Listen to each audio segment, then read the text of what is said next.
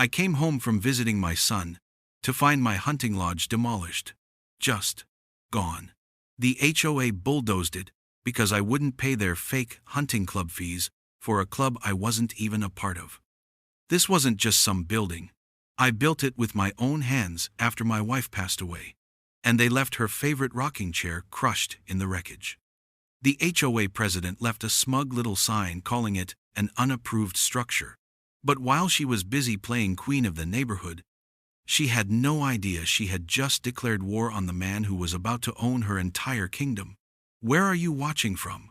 Drop it in the comments, because this revenge story is about to get biblical. And if you believe no bully with a clipboard should ever have the power to destroy a man's sanctuary, hit subscribe, because you're about to watch them get their own eviction notice. The sun was just starting to burn the mist off the pines when I took my first sip of coffee. Up here, the morning has a sound all its own, not silence, but a low hum of wind through the trees and the distant call of a hawk. I was sitting on the porch of the hunting lodge, my back against a post made from a massive fir that had fallen in a storm 5 years earlier. My hands, calloused and scarred from a lifetime of carpentry and a few years in the Marines, were wrapped around a ceramic mug Sarah had made in a pottery class. It was lopsided, and the glaze was uneven, and it was my most prized possession. Every inch of this place was a memory. I'd cut every board, driven every nail. When Sarah got sick, the doctors gave us timetables and pamphlets full of jargon I couldn't stand to hear. So, we came up here. I started building, and she'd sit in an old rocking chair under the shade of a big oak, directing me. "A little more to the left, Ray," she'd say, her voice getting weaker, but never losing its spark. The lodge was my therapy after she was gone. It was my promise to her, a place of quiet strength, built on land that had been in my family since my grandfather bought it from a timber company for a song. It was ours, solid, separate. So when I saw the tire tracks, I knew they weren't mine. They were too narrow for my F-250 and too deep for a deer hunter's ATV. Someone had pulled right up to my gate. A heavy chain and a padlock I'd installed myself. My land sits on an old logging road that branches off before you even hit the main entrance to the new development downhill, the one they called Mountain View Estates. I was here long before their cookie-cutter chalets and perfectly manicured lawns. My property lines are clear, drawn up on county maps that are older than half the people living in that new HOA.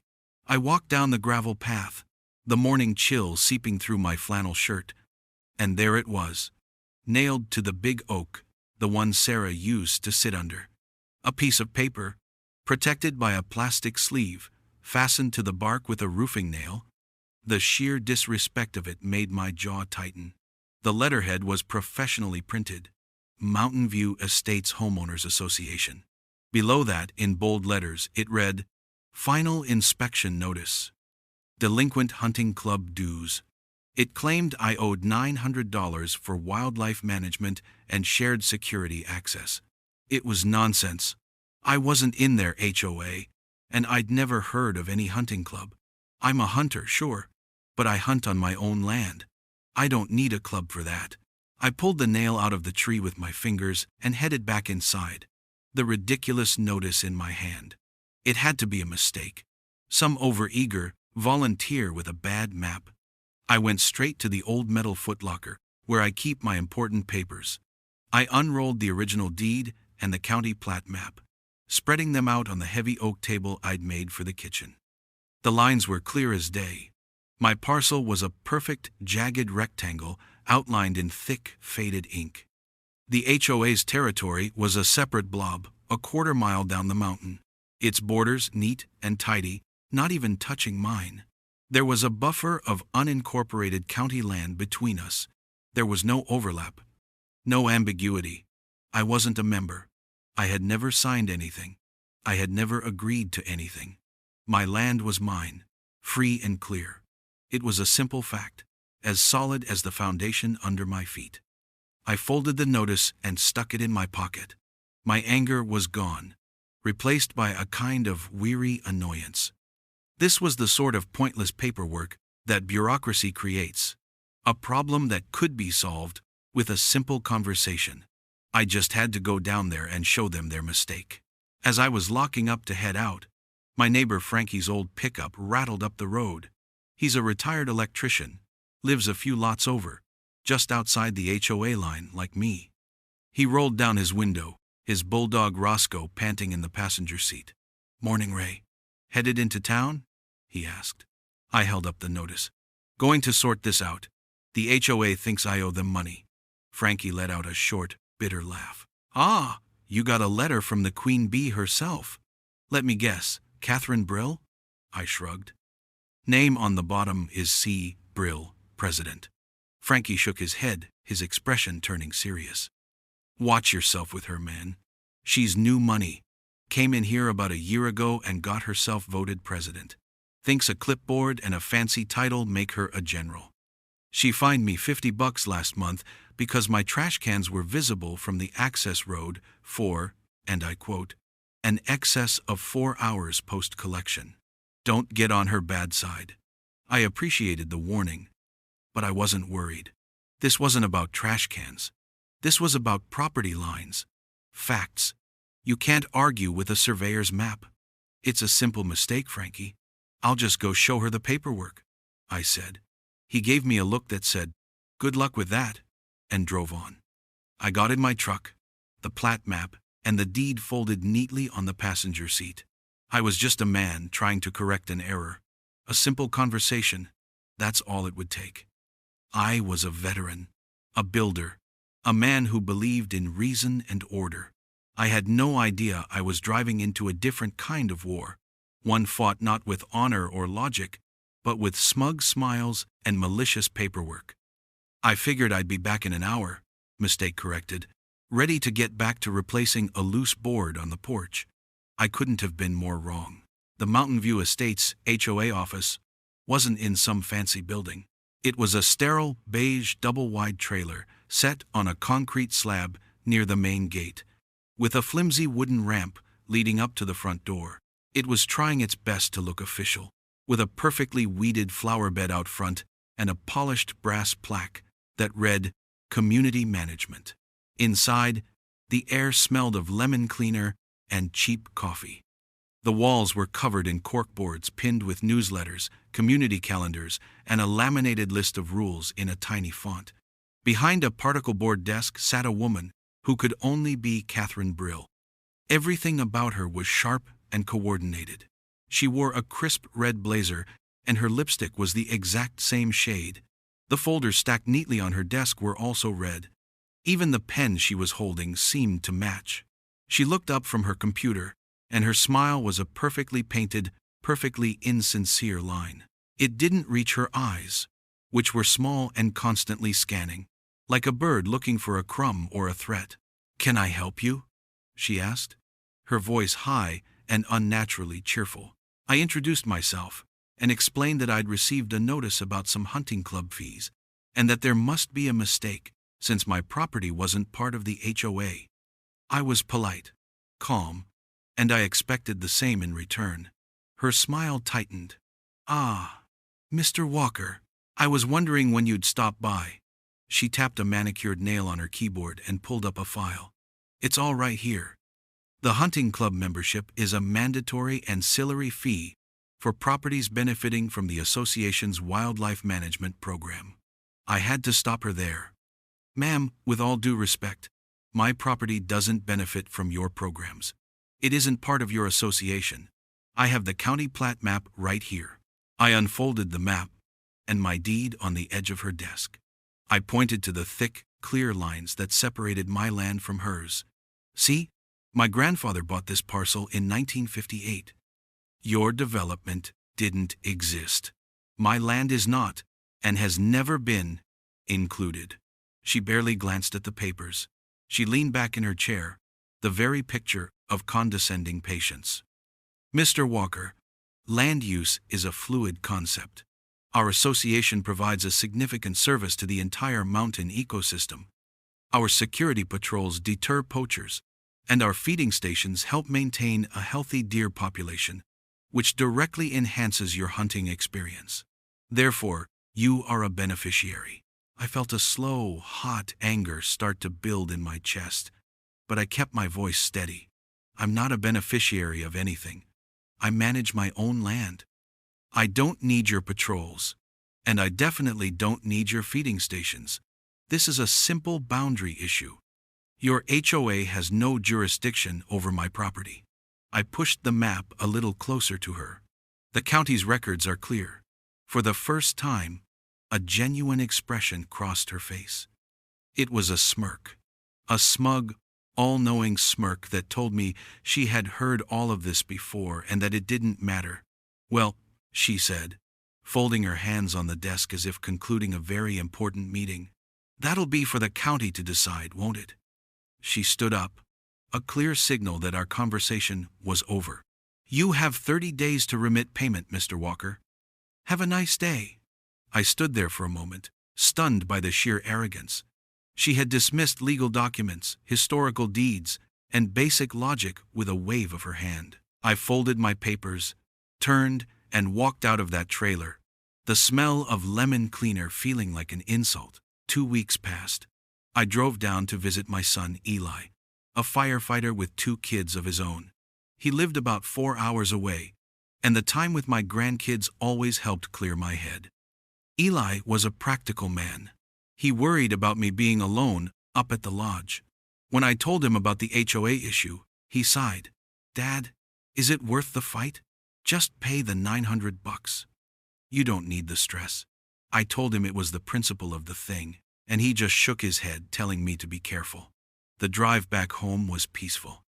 The late afternoon sun filtered through the trees, and I felt a sense of calm settle over me as I turned onto the old logging road that led to my property. I was already planning the work I'd do for the rest of the day, patching that spot on the roof before the next rain. I rounded the final bend, my truck crunching over the familiar gravel, and then I stopped. My brain couldn't process what my eyes were seeing. Where the lodge should have been, there was just emptiness. A pile of splintered wood and broken dreams. I got out of the truck, my legs feeling weak. The air was thick with the scent of sawdust and fresh, raw pine. A bulldozer and an excavator were parked off to the side, their metal teeth caked with the dust of my life's work. The ground was chewed up with deep tracks. The great oak was still standing, but there was a new sign nailed to it, bigger this time. In stark, blocky letters, it said, Unapproved structure, removed per Section 4, 9 of the Mountain View Estates Covenants. My knees gave out, and I sank into the dirt and sawdust. I crawled through the debris, my hands digging through splintered 2x4s and shattered glass. It was all gone. The kitchen table where Sarah and I had planned our future. The mantelpiece I'd carved by hand. The window frames I'd spent a month perfecting. And then I saw it. Pinned beneath a heavy roof beam was what was left of Sarah's rocking chair. One of the rockers was snapped in half, the curved back crushed into jagged splinters. I had promised her I would keep it safe. I had promised her this place would be our legacy. I pulled out a piece of the broken chair, the smooth, worn wood feeling alien and sharp in my hand. They had called it an unapproved structure, a violation, something to be erased. They called it a shed. It was my life, and now I had nothing left to lose. The grief hit me first, a hollow ache so deep it felt like I was drowning. But standing there in the ruins of my life, another feeling started to burn through the sorrow, a cold, hard rage. This wasn't a mistake. This was an execution. Catherine Brill and her little HOA hadn't just trespassed. They had ripped out a piece of my soul and left it to rot. In the Marines, they teach you that emotion is a liability in a firefight. You get cold. You get focused. You assess the terrain, identify the threat, and you make a plan. The shock wore off, and the builder in me took over, examining the demolition site. The work was crude, brutish. They'd used the excavator to smash, not to dismantle. It was a message of dominance, meant to break me. It did the opposite. I didn't call the sheriff right away. An angry report from a grieving old man wouldn't get me justice. It would get me a case number and a thick file that would collect dust. I needed evidence. I needed to understand how they thought they could get away with this. I spent the next morning at the county clerk's office, a musty basement room filled with the smell of old paper and disinfectant. I started pulling records, going back years. Deeds, plat maps, zoning permits, HOA incorporation documents. My hands were steady as I sifted through endless pages of legalese. I was looking for a crack, a seam, anything that would explain Catherine Brill's confidence, and then I found it. 2 years ago, not long after Brill was elected president, the Mountain View Estates HOA had filed an application to amend their original plat map. Tucked into a stack of routine zoning variances was a crudely drawn map, almost like a sketch. On it, the HOA's boundary had been expanded, stretching out to swallow my property and a few other parcels whole. It was marked Draft for Review. I searched for the finalized, approved version. There wasn't one. The application had never been formally processed or approved. It was just sitting there, a phantom document in the county's archives. But attached to it was a memo, written by Brill herself.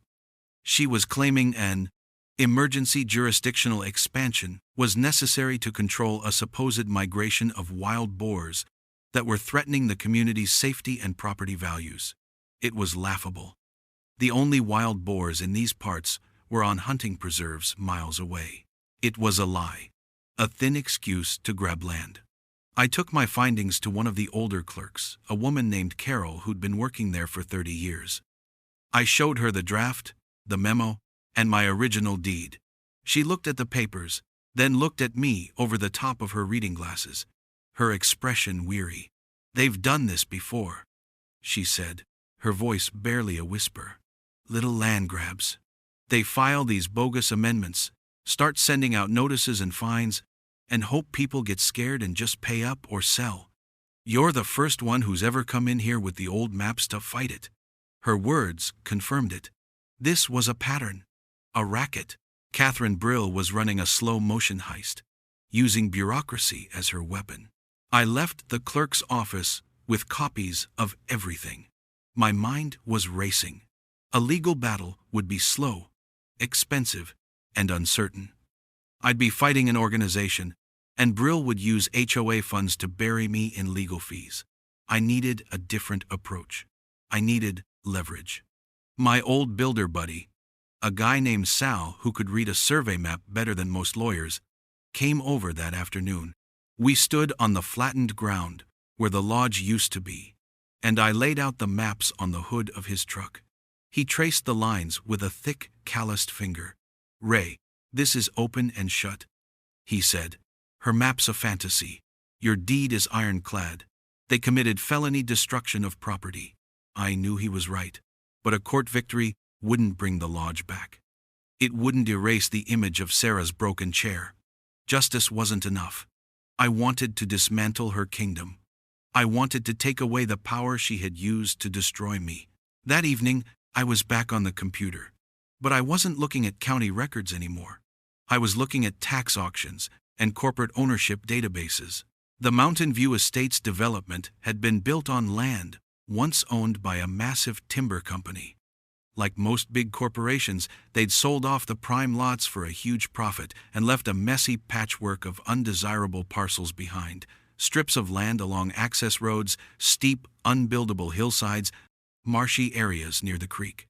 Over the years, many of these leftover parcels had fallen into tax delinquency. They were worthless to a developer, but not to me. I created a limited liability company, an LLC. With a name so bland and corporate, it would never be traced back to me. Appalachian Resource Management. Then, through that LLC, I started buying. I bought the half-acre strip that ran alongside the main road into the development. I bought the 5 acres of scrubland behind their community clubhouse. I bought the narrow parcel that contained the gravel parking lot they used for overflow events. Each purchase was small, quiet, and done through online auctions or direct offers to the county for back taxes. It cost me a good chunk of my savings, but it was an investment. I wasn't just buying dirt, I was buying control. Catherine Brill was so focused on expanding her borders, she never bothered to check who owned the ground right under her feet. She thought she was playing chess, moving her pawns and claiming territory. She had no idea I was buying the board itself. For now, I stayed quiet. I let her think she had won. I cleaned up the debris of my lodge, salvaging what I could.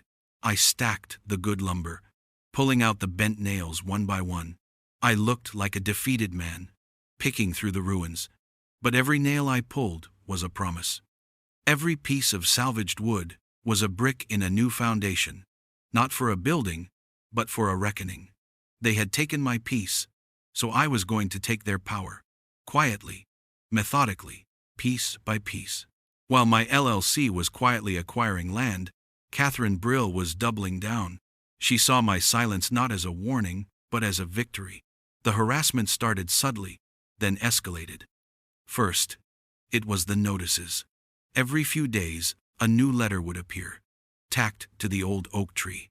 Bogus fines for improper debris management on the site of the lodge they had demolished. Citations for creating a nuisance dust pile when all I was doing was sorting salvaged lumber. They were trying to build a paper trail, to manufacture a narrative that I was the problem neighbor. Then came the man in the cargo shorts, Doug Maris. He was one of Brill's board members, a former mall cop who now styled himself as the HOA's community security chief. He'd park his golf cart at the edge of my property line, just watching me. He had a clipboard, a cheap walkie-talkie, and an air of self-importance that was almost comical. One morning, he walked right up to my gate and started taking pictures of me with his phone. For documentation, he said, puffing out his chest. I didn't engage. I just stared at him, my expression blank, until he got nervous and scurried back to his cart. They were trying to get a reaction, to provoke me into doing something they could use against me. I gave them nothing. My face was a stone wall. Inside, every click of his phone's camera felt like another nail being driven into my resolve. The next move was more serious. They started blocking the old logging road that I used to get to my property. Not the main entrance my LLC now owned, but a smaller, secondary access route that cut through a corner of the development. One day, a pile of gravel and large rocks appeared, completely obstructing the path. A sign was hammered into the dirt. Private old road, no thoroughfare. This was a direct escalation. This was an attempt to isolate me, to cut me off. It was also an opportunity. It was time to see if I had any allies inside the gates. That night, I called Frankie. I didn't tell him about my land purchases. Not yet. I just told him they were blocking roads and that I wanted to talk to some of the other longtime residents. He told me to meet him at his place after dark. A lot of people are fed up, Ray, he said on the phone. But they're scared of her. When I got to his house, 2 other men were already there, sitting around Frankie's fire pit with beers in their hands. One was a retired Army sergeant named Bill, and the other was a younger guy, a mechanic named Rick. Bill, a proud man with a ramrod straight back, told me the HOA had fined him $2,000 for aggressive flagpole installation. He'd put up a 20-foot flagpole for his American flag, the same kind he'd had at every house he'd ever owned. Brill's board had deemed it a visual obstruction and a non-compliant structure. He was fighting it, but the legal letters were piling up. Rick's story was just as absurd. He worked odd hours and sometimes had to park his work truck, a clean and well-maintained pickup, on the street in front of his own house. He got a notice for non-compliant commercial vehicle parking, with a threat to have his truck towed at his own expense. I'm just trying to make a living, he said, shaking his head. This place used to be a community. Now it feels like a prison camp with lawn flamingos. I listened to their stories, nodding. The same pattern emerged in everything they said. Petty rules, excessive fines, and a complete refusal to listen to reason. They hated Brill and her board, but they felt powerless. They were individuals fighting an organization that used their own money against them. "So, what do we do?" Bill asked, looking at me. "She's got the lawyers. She's got the board. She controls everything." I leaned forward. "A legal fight is what she wants. She'll drag it out for years. But you don't fight a bully in the courtroom. You fight them by taking away their power." I explained that the first step was to show them we wouldn't be pushed around.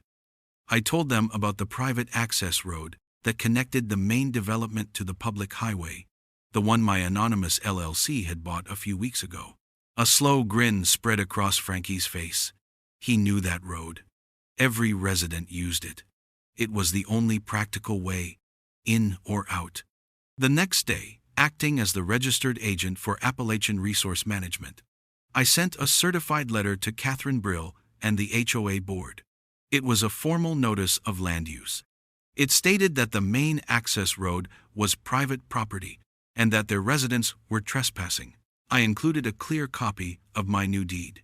To be generous, I offered a temporary access agreement for a nominal fee while a permanent solution was negotiated. It was a simple, legal power move. A jab to see how she would react. Brill's response was predictable.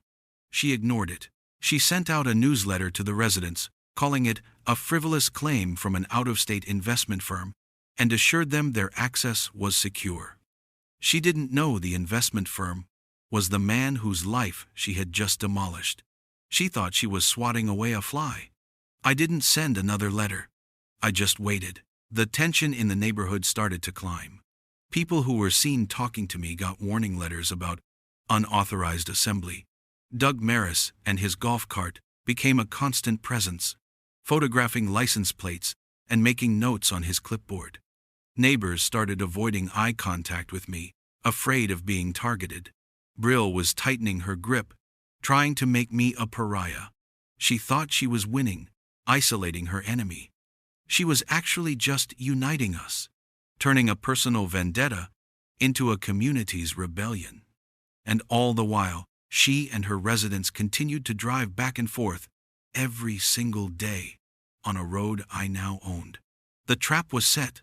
All I had to do was wait for the perfect moment to spring it.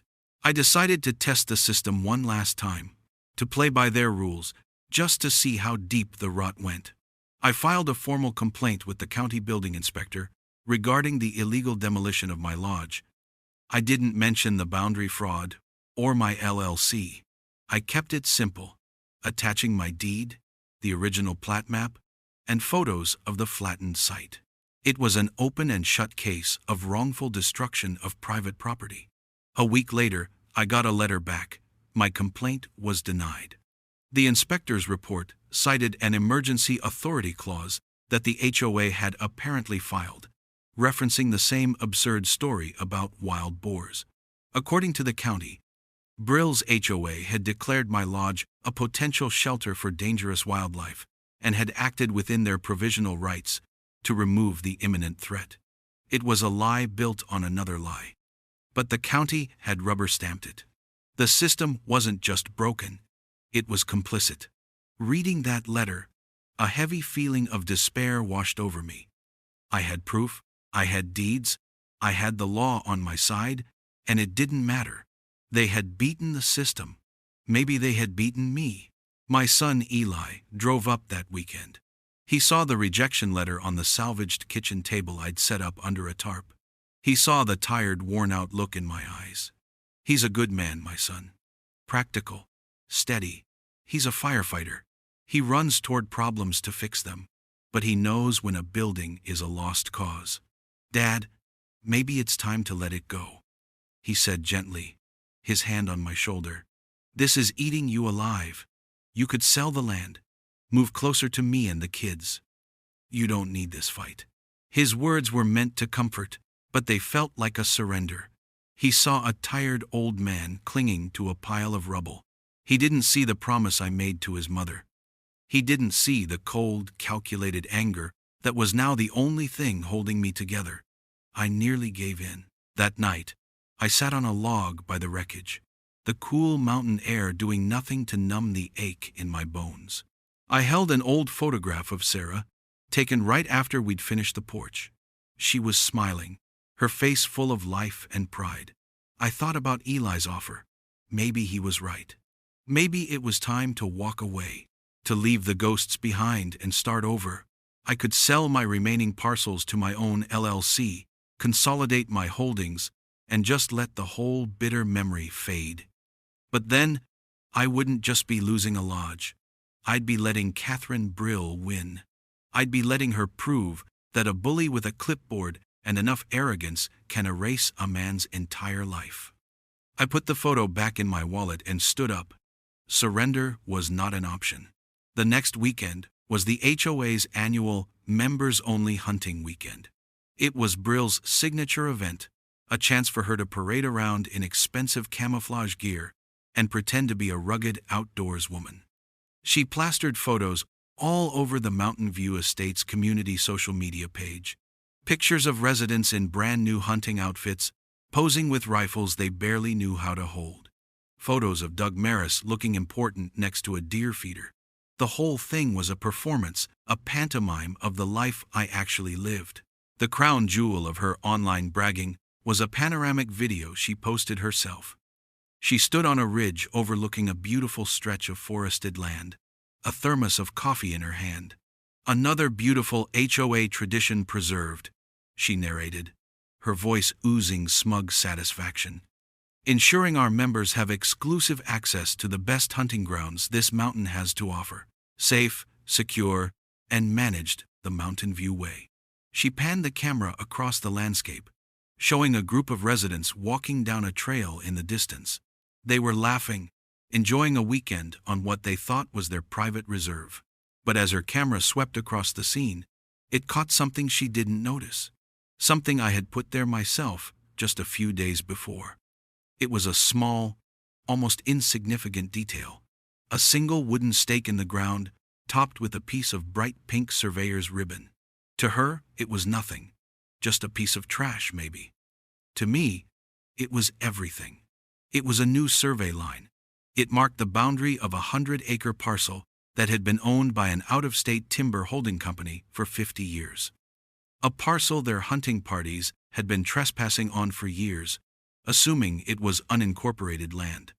A parcel that, 2 days earlier, my LLC, Appalachian Resource Management, had purchased in a quiet cash deal. They were all there, the whole smug bunch, trespassing.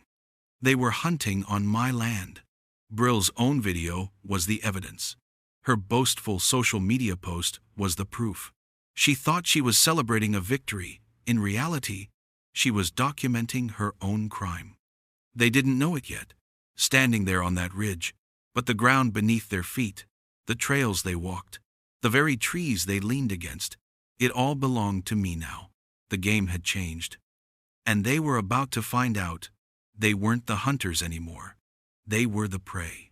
With Catherine Brill's own video saved and backed up, I had everything I needed. The time for quiet acquisitions was over. It was time to make my move. The next Monday morning, a certified letter arrived at the HOA's double-wide trailer office. It was from the law firm I'd hired to represent Appalachian Resource Management. The letter was simple, professional, and brutal. It informed the Mountain View Estates HOA that they were in violation of multiple land use agreements.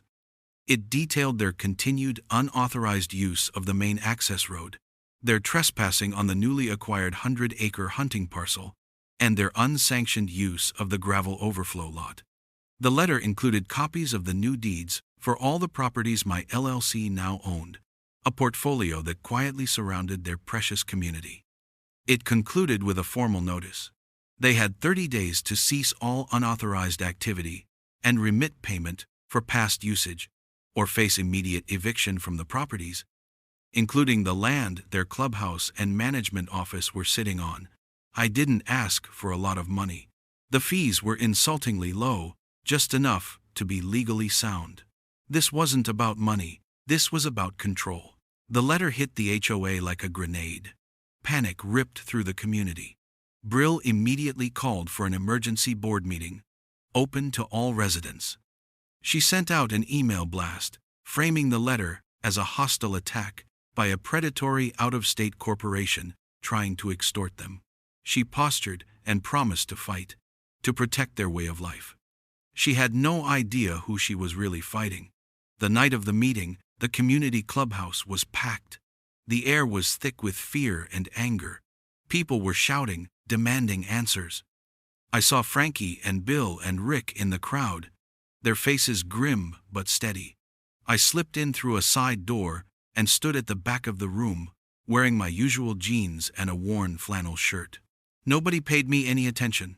I was just the quiet old guy from up the mountain, the one whose shed had been torn down. Catherine Brill stood at a lectern at the front of the room, flanked by Doug Maris, who was trying to look official in a cheap blazer. She tapped the microphone, calling for order. "Friends, neighbors," she began, her voice dripping with fake sincerity.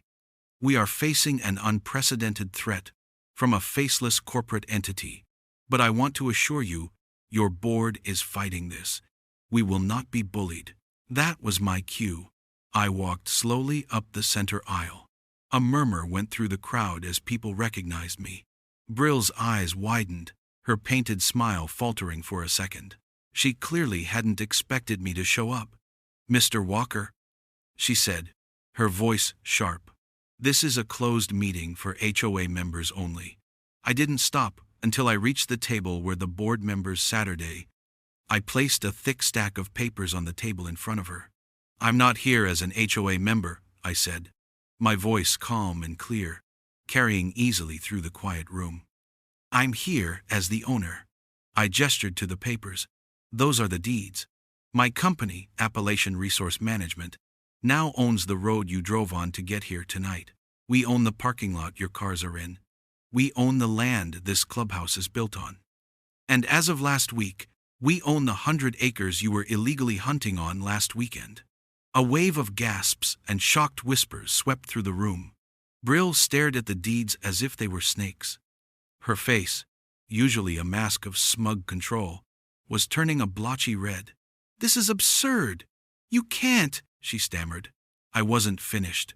I pulled a small projector from my bag and set it on the table, plugging it into a nearby outlet. An image lit up the wall behind her. The original, official county plat map.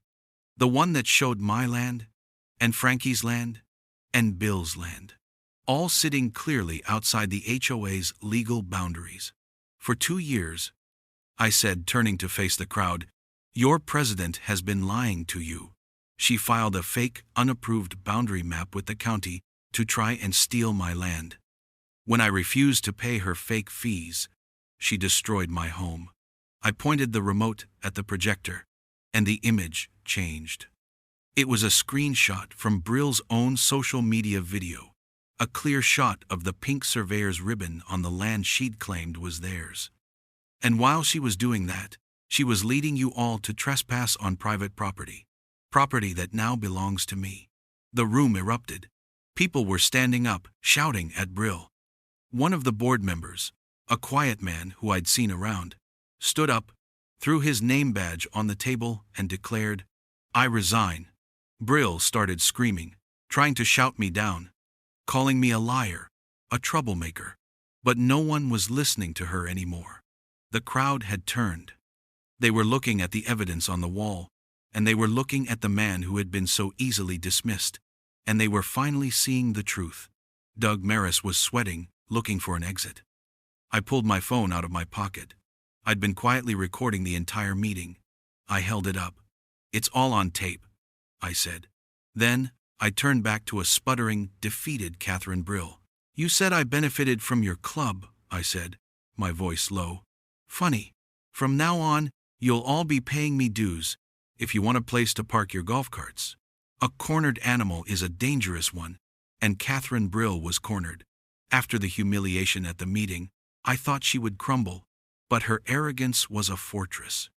She doubled down, entering a new phase of delusional warfare. She started forging letters from non-existent county officials, claiming my deeds were fraudulent.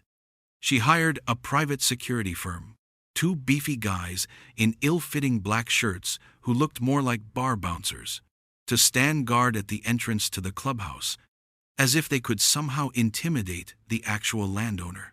It was pathetic. A final desperate gasp of a petty tyrant. She was no longer just a bully, she was committing felonies. And I had the perfect tool to document it all. I'd bought a simple drone a few weeks back. A quiet one meant for land surveying. I started launching it from my property every morning and every evening, flying it high over the community. The footage was damning. I had high-resolution, time-stamped video of her security team harassing residents who tried to speak with me. I had clear video of Brill herself directing a landscaping crew to dig a trench across a section of my newly acquired hunting land, a futile attempt to block access. And best of all, I had saved and downloaded her own social media video from the hunting weekend. A perfect, self-incriminating piece of evidence. This time, I didn't go to the county clerk or the building inspector. I went directly to the district attorney's office. I didn't walk in as an angry victim. I walked in as the managing partner of Appalachian Resource Management, with my lawyer by my side. We laid out the entire story, clean and methodical. The illegal demolition, the fraudulent boundary map, the harassment, and the undeniable proof of criminal trespassing from Brill's own boastful post. The DA, a no-nonsense woman with a reputation for taking on municipal corruption, didn't just see a property dispute. She saw a clear pattern of fraud and conspiracy. 2 weeks later, the county acted. The Mountain View Estates HOA was hit with $250,000 in fines for environmental violations, illegal dumping from my demolished lodge, and zoning fraud. A civil trespass suit, filed by my LLC, proceeded unopposed. Catherine Brill's house of cards had collapsed. The remaining board members, facing potential personal liability, called one final, desperate meeting. They sent a message through my lawyer. They would agree to any terms. I had only one. The final meeting was a somber affair, held in the same clubhouse that now had my company's no trespassing signs posted on the doors. I had granted them a 24-hour access permit for the gathering. My terms were read aloud by the board's terrified-looking lawyer. First, Appalachian Resource Management would grant permanent access easements to all existing homeowners for the roads and common areas for a symbolic fee of $1 a year per household. All current fines and liens issued by the HOA under Brill's presidency were to be immediately nullified. The HOA itself would be dissolved within 90 days. Its authority returned to the individual property owners. There was a wave of relieved applause. Then, the final condition. Catherine Brill was to make a public apology to me and the community, and formally resign, effective immediately. I saw her at the back of the room, her face pale, her red blazer looking like a flag of defeat. She stormed to the front, clutching a piece of paper, and tried to read a statement full of legal jargon and self-pity. But the residents, the same people she had bullied and fined for years, were having none of it. A low booing started, then grew into a wave of angry shouts. "Apologize!" someone yelled. "Get out!" another screamed. Defeated, she dropped the paper, mumbled a barely audible, "I apologize, and I resign," and then fled the room, the boos of her former subjects chasing her out the door. In the weeks that followed, the change in the mountain air was palpable. The fear was gone, replaced by a sense of community I hadn't seen before. One Saturday morning, Frankie, Bill, and Rick showed up at my property, tools in their hands. Behind them were a dozen other residents, men and women, ready to work. "Figured you could use a hand," Frankie said with a grin. My son Eli drove up that same morning, his own truck loaded with lumber and roofing shingles. He looked at the crowd of volunteers, then at me, and I could see a new understanding in his eyes. He finally got it. This was never just about a building. We rebuilt the lodge, board by board. It wasn't the same as the one I had built with Sarah, but it was something new, something stronger, built not just with wood and nails, but with solidarity. The day we finished framing the roof, Frankie brought out a surprise. He had found the pieces of Sarah's broken rocking chair in the debris pile, and had painstakingly glued and clamped and sanded it back together. It was scarred and imperfect, but it was whole. We placed it on the new porch, right where it always belonged. They had taken my lodge, so I took their kingdom. Now, the only thing that runs these hills is peace.